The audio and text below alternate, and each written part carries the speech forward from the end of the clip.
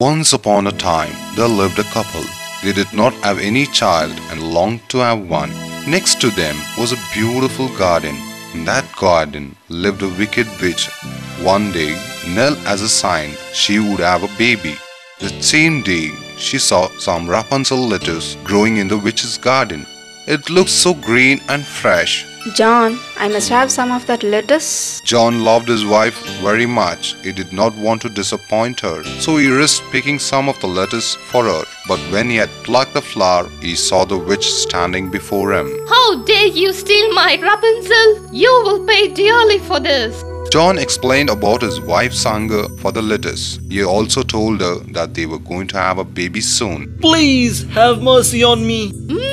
Very well. Take all the lettuce you like, but when the baby is born, it will be mine. John was so scared that he agreed. Nell ate Rapunzel lettuce daily. After some days, a beautiful little girl was born. The next day, Helga came to claim the child as her own.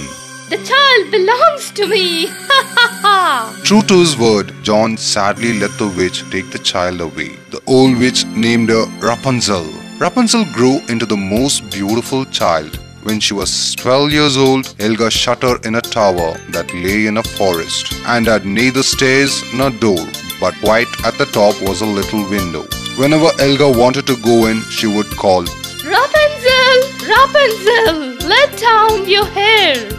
Now, Rapunzel had magnificent long hair, fine as spun gold, and when she heard the voice of the witch, she let her hair fall down, and Helga caught up the strands and climbed the side of the tower. She stayed with Rapunzel only a short time, bringing food and water. After Rapunzel had been in the tower for a long time, handsome prince came riding through the forest. Suddenly, he heard a beautiful voice singing from the tower. When he got closer, the singing stopped and a harsh voice called, Rapunzel, Rapunzel, let down your hair. The prince was amazed to see the beautiful long hair and the ugly witch climbing up it. He wanted to see the girl to whom the voice belonged. He waited for the witch to get down. Rapunzel, Rapunzel, let down your hair. Immediately, the hair fell down and the prince climbed up. At first, Rapunzel was terribly frightened to see a man. But the prince began to talk to her quite like a friend. Sing for me. Rapunzel was so happy that she sang more sweetly than ever before. Every day after that, the prince climbed up to see Rapunzel, and every day she sang for him. He fell in love with her and asked her to marry him. Oh yes, I will. How will I take you down? I do not know how to get down, but you can bring with you a skein of silk every time that you come, and I will weave a ladder with it. And when that is ready, I will come down, and you can take me on your horse. They agreed that until that time he should come to her every evening, for the old witch came by day. One day, Helga arrived at the tower earlier than usual. As she came near, she saw Rapunzel tell the prince goodbye. She watched him climb down from the tower on the golden hair. Someone has tricked me. Immediately, she worked out a plan.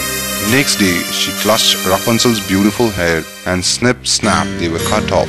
Next day evening, when the prince came and cried, Rapunzel, Rapunzel, let down your hair. The hair was let down, but when the prince came up, instead of finding his dearest Rapunzel, he found the witch. Aha! There you are!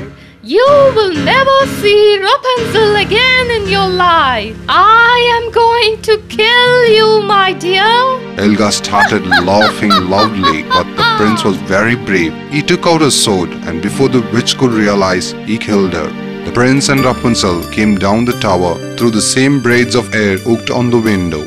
Soon after, the prince and Rapunzel were married in a splendid ceremony. They took Rapunzel's parents with them to live in the king's castle far away, and they all lived happily thereafter.